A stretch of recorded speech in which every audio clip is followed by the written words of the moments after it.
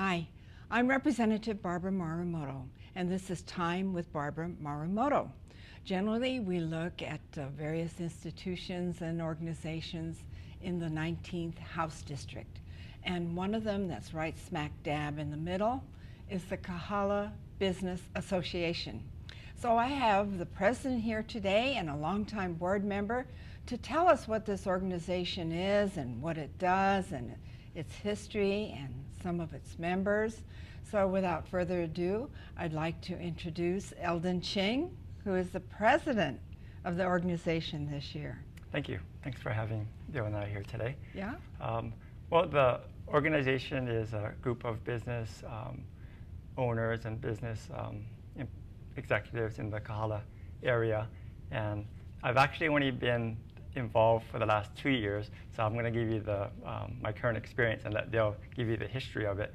But it's an opportunity for us to get together, share ideas, and network, and exchange information.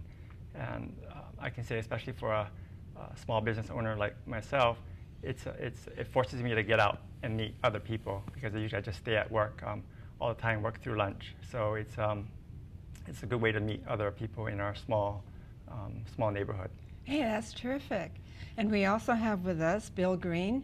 Bill Green is the former owner of Kahala Shell, and he's very well known in the Kahala area. You've been very visible. How long have you been involved with the KBA? Well, when I started my business about 32 years ago, and from the time I started it, the people at the neighborhood board and some of the legislators would say, what does the business community think about this, whatever was the topic of the day? And I'd say, gee, I don't know. I know what I think. And so for several years, we talked with the people at the Bank of Hawaii and talked with people at the hotel, at the Wildlife Country Club, particularly the manager of the mall. And so we decided we should do something. It's a little gray as to exactly when we formally got started, but I'm estimating sometime around. Back when the dinosaurs roamed the Yeah. And so we kept talking about it, and finally we said, well, okay, we'll get this organization going. And I think it was about 26 years ago, but I'm not sure of exactly what it was. And we talked about going with the Kahala Business Association, and we thought, well, we're close, and we have a lot of things in common, but we have some things that are different too because of because a lot of things with the hotel and the country club and the big mall across the street. For us, it was something a little bit different. So finally we decided that we would start our own group, and included in that group were people from Bishop Estate, the asset manager, Yumi Benedicto. That's right, the land issue is very important. Yeah, and very important for all of us, because literally, as everybody they say, they either are on it or were on it, depending on what it was. And of course, the mall is owned, underlying lease of the land is owned by Bishop Estate. And so, and I guess we're supposed to say Kamehameha Schools now. That's right. Anyway, but at that time it was Bishop Estate. So, so anyway, so they were involved. The hotel was involved. The controller down at the hotel. The manager of the country club, Alan Lum, who is still one of the few still there, and quite a number of us got involved. Bank of Hawaii was very much involved, and have been, and I really have to give them credit. They have continued to be probably one of the biggest contributing members in the sense of time and effort. By every one of their managers has taken a very active role. And I know one of their current members is Dave Nakasato, Davon? Davin, yeah. And so they've just been really especially helpful to us. Karen Hoffman? Yeah, Karen Hoffman was the owner of McDonald's when we first started, and she was one of the charter members, and then decided that running a market was a little too much work when her husband was traveling around the world, so she travels with him all the time now, and sold it to Glenn Waukee. Okay. And Glenn is now a very active member. Oh yes, very much so. We have a picture of Glenn I took the other day. Yeah, Glenn is just one of those guys who is just always there, and he runs basically this business empire of several McDonald's, and yet he takes a lot of his time to help us to keep this organization going. He's always at your meetings. Yeah, they probably probably the biggest decision we had to make. We said, well, we need this organization. And we said, well, what's its purpose, what it is? Well, it didn't take us maybe 15 minutes as we started to talk at our first meeting. Wait, I was a charter member, so don't forget Yeah, me. oh, all right, okay. And how about Alan Lum? And Alan Lum was a charter member, I think, although it gets a little gray as to who was there the first time and who was there a week later.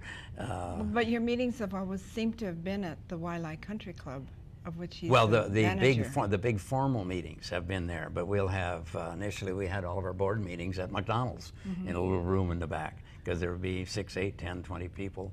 What in about the board. Ron Yoda? Ron Yoda was the manager have at a that picture of time him, of too. the Kahala Mall, and just a tremendous manager. One of my favorite memories of Ron Yoda is when they had the big flood several years ago.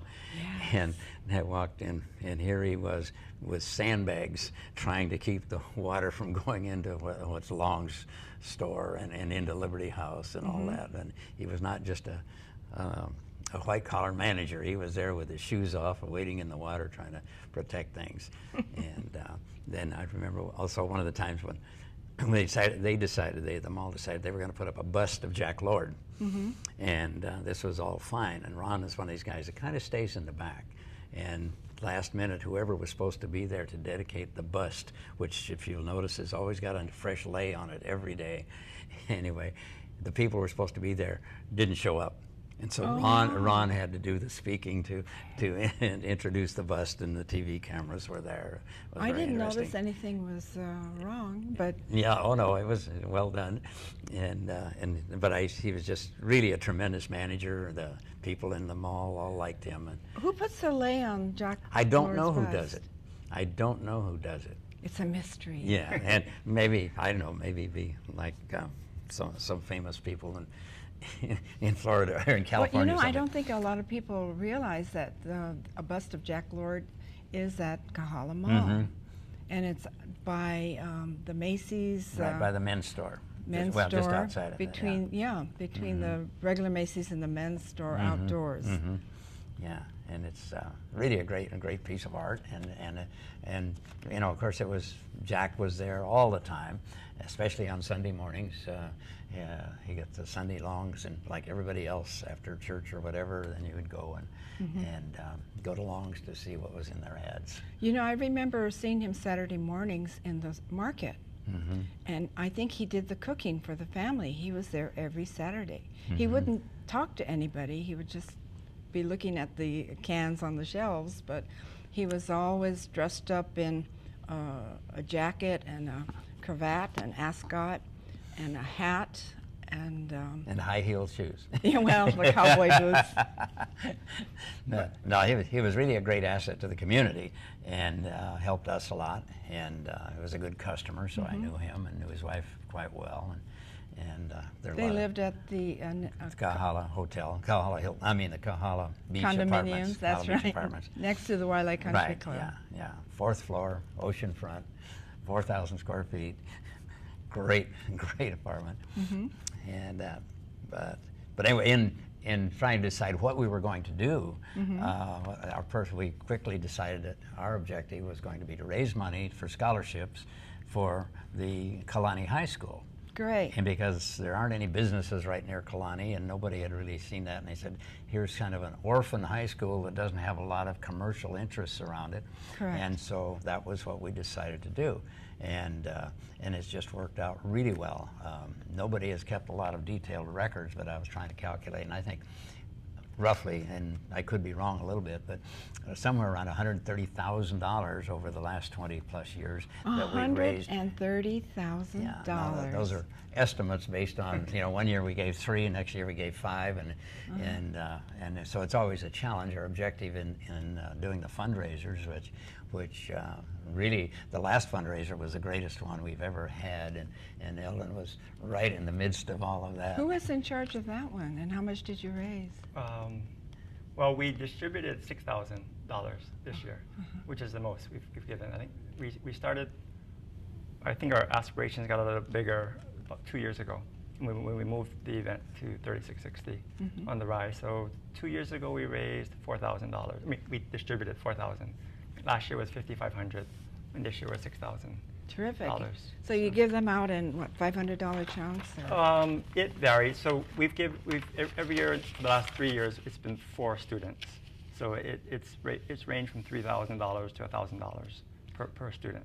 That's really good, because what Bill says is right, that there's very little support for the high school. It's relatively young, about 40 years, so they don't have a real strong alumni association like McKinley does or Roosevelt, and they don't have a lot of famous alumni. And they have recently started a Kalani High School Foundation, so I don't know how that's doing, but thank you to the Kahala Business Association for doing this. It's a real rewarding experience. The first 2 years I was participating in the interviewing of the students at the school, and to hear some of their stories, it's pretty moving. Is it? It is, and you know, some of them have their backgrounds are a little more disadvantaged, but they still do well in school. You know, some of them have to take care of younger siblings, and they still want to go to college. So whatever we can give them, I think it makes an impact on their lives. So it helps a lot of people. Yeah, I think this was one of the unexpected benefits, was being able to go in and interview these kids, and like most of us, the kids today, you know, they're all in trouble, and there'll never be anything.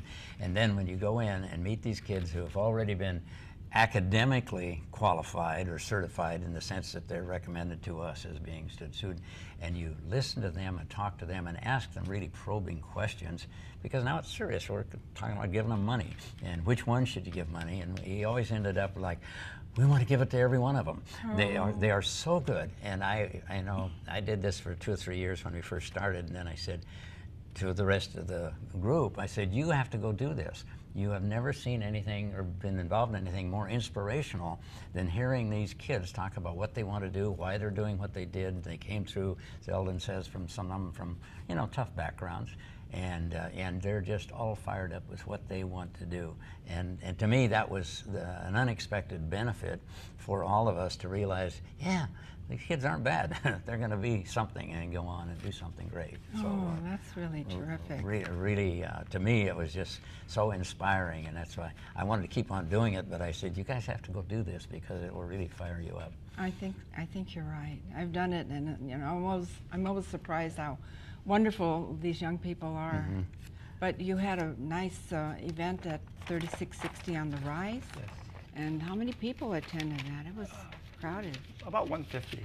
Yeah. So we kind of max out the ballroom space. So, but Russell and Gail and Cheryl up at 3660 have been very accommodating, and they put on a good, nice event for us. Yeah. And you were the chairman of this event? Well, I guess because I'm the president, I lead the charge. But when I took over, the agreement I had with the board was I needed a lot of support, and the people on the board have been there long time before me, and they've been very helpful. I mean, I wouldn't be able to do it without them. So, and that's the only reason why I continue to do it, is because they're there whenever I need them. I always see Deanna Hayashida Yes. of East Oahu Realty around. Yes. She seems to be a worker bee. Yeah. She's probably like the unofficial president, and I'm just like the figurehead here. Yeah, she had been the president for a little while, and for several years, I think. Yeah. And just very much organizing it. Yeah. One of the, after we found our primary mission, the other reason for our being was because we're trying to figure out a way to get the business people together, because they never get acquainted. Even like just talking with Eldon earlier, said, oh, I never get out and can't go next door and talk to anybody. We're so busy with our own business. So we thought, well, if we had a formal structure of some kind, like having every couple of months we have a really good speaker come in, and then everybody can get acquainted with each other over time. And so that has worked out really well. We have been able to bring in good speakers, and because we partner for our speakers with the Kaimuki business group, then we can get more attendance, and the more attendance you have, the better speakers you get. And we've had Linda Lingle, and we've had June Jones, and Fred von Oppen, and people, you know, at all walks of life. I think we had Admiral Fargo come and talk about the ferry at one time, and you know, people from that we were able to bring in because of the size of the audience, and then get really good speakers, and that gives all of the members a chance to get acquainted with each other. So people We had a basketball coach once, which Riley came in, and Bob Nash came in. Oh, yes. At one time, and I'm trying to think of all the other people, but because of that, and so that's been, you know, I mean, the object was not just to get speakers, the object was to get the thing that we, as small business people, don't do, is go next door and talk to your neighbors, get acquainted with your neighbors. Just to digress for a minute, I think you got recognized for your work for UH Athletics. Could you tell us about that? Well, I have worked with them a lot on basketball. A basketball booster club. Anybody that's 5'6" should really be a basketball booster. But that's just been a really a lot of fun. I saw your picture in the magazine. Yeah. Well, that yeah, I'm not sure why they put that down. Oh, no. But I've also done well. Anyway, worked with the Sony Open and the Hawaiian Open. That's right. Yeah, You've been volunteer of the year. That's been, part of our business group was to try to, you know, promote and help in any way that we can. So I've done a lot of work. I know you're recognized also by the Small Business Hawaii, now called Smart Business Hawaii. But you were their Business Person of the Year once. Yes, I'm not sure exactly why.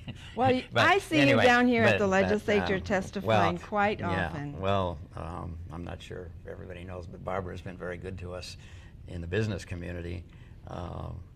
If we had legislation that was going on, and I still remember one night we were here till late at night for a hearing that was going on and on and on, and I guess the legislators get used to it, but as somebody who's not used to that, I'm home in bed by that time.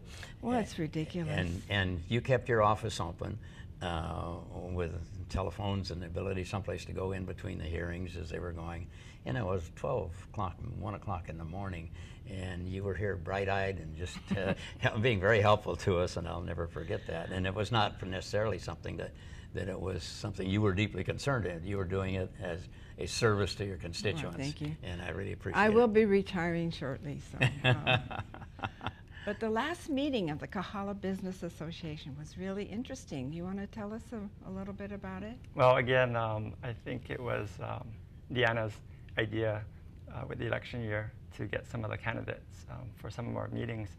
So yesterday we had Governor Ben Cayetano and Kurt Caldwell at our meeting, and it was very interesting, very lively. I think we probably didn't let them get as animated as they may have been at some of the other debates that they've had, but it was very educational.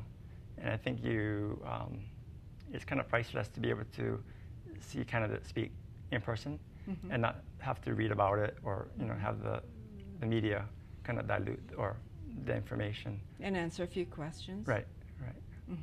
I thought it was really interesting. One was strongly for the rail project and another strongly in opposition. So to hear the various facts was, like you said, educational. So can you think of any other meetings you've had recently? I know I missed a few. Well, I personally like to have speakers that are inspiring, either on a professional level or a personal level. So one that stands out in my mind is last December, and I think you were there. We had Coralie Matayoshi from the American Red Cross and Coach Dana Takahara Diaz from the UH Wahine basketball team. And I found both of their life stories very moving and inspiring. So that's personally what I like. So, but this time of the year, I think our next meeting we're going to try and get the congressional or Senate candidates to speak at our meeting if it all works out. Case Hirono or Lingo? I think 2 or 3 of those 3 that you just mentioned. Okay, maybe the winner of the Democratic primary versus the winner of the Republican Depending primary. on when it is. Better way to say it. Whether it's before or after the primary. Oh, okay, I see. Well, I didn't mention John Carroll, but I think is he in there also running for Yeah, the well, US he'll be in Senate? the Republican primary Okay. with Lingle. Well, you know, you folks like to network as small business people, and it's an opportunity to see some speakers that you generally just read about in the media or see on TV. Do you ever discuss small business issues? Are there any things in common that you've ever had to band together to take take down to the legislature or write letters or anything of concern? Leasehold? Not that I think we have discussed some of these things, but not even though, as I say, one of the primary reasons when we started, when people would come to us and say, what does the business community think? We've never actually found or had a cause to really do something. If there was something going on, and sometimes it would be only to an industry or something, but not an interest of the entire I think group. you'll be glad that you are together in case something comes Yeah, up. Because what happened to one industry this session, it's called the Professional Employer Organization. And these are small companies that do payroll for other small companies. And what happened to them is we passed this bill to register them, to give them a license to operate.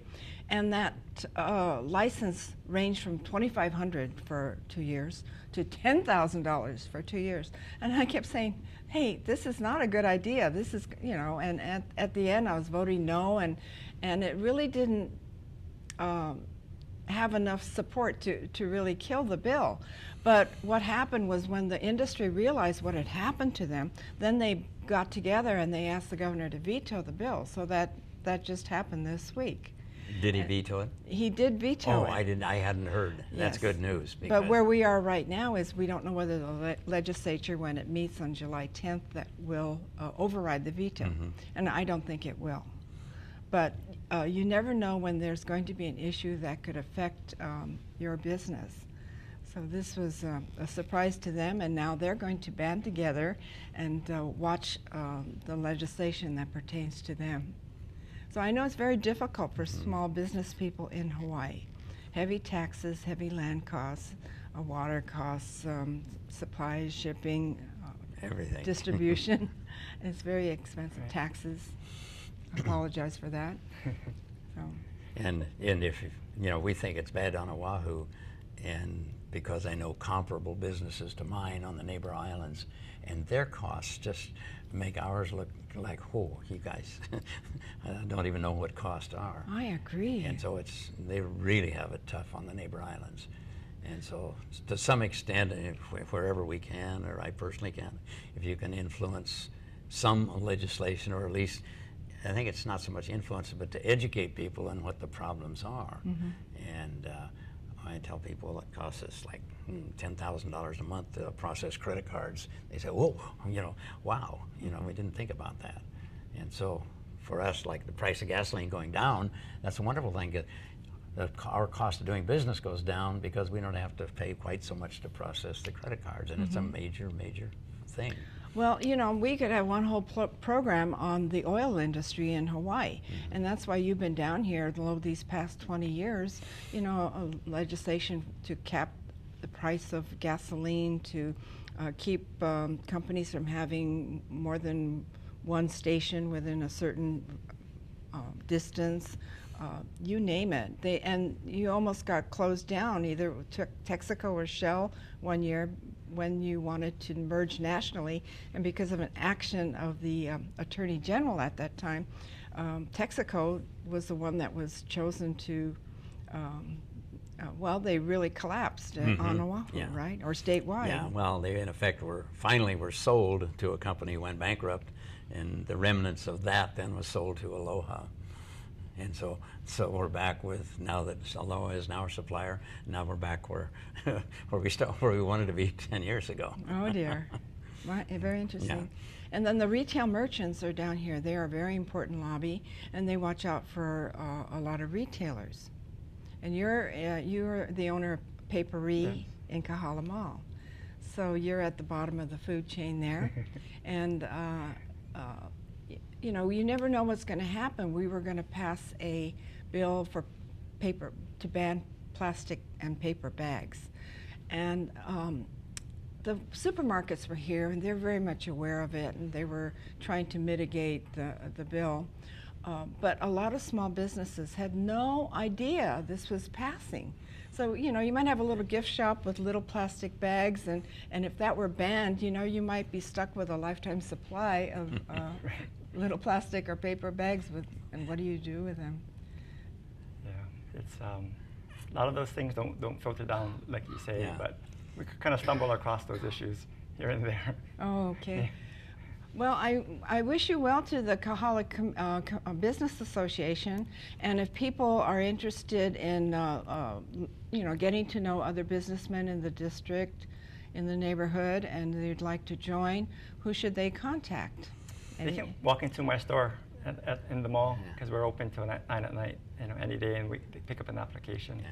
I think we're very fortunate to have young entrepreneurs like Eldon coming along, and not just coming along and being in business, which it takes a lot of guts to begin with, but then willing to step out and take their time and support things like the Business Association, because that helps everybody.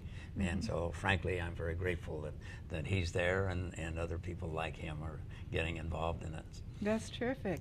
Did you grow up in Kahala? Are you? I've been living in Walaiki since I was a 1-year-old. I was born near the drive-in, so I've always been in your district. So, as I mentioned yesterday, you're the only name that I associate with the district. And your grandfather was on Kahala Avenue. He was Hungwo Ching of the Camp School Board of Trustees. Right.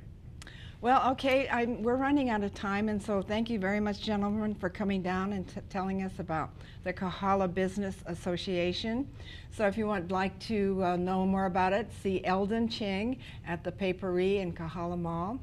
This is Representative Barbara Marumoto, and the name of the program is Time with Barbara Marumoto. We like to know what's happening in our neighborhood, so please listen in and learn. I bid you aloha. Mahalo.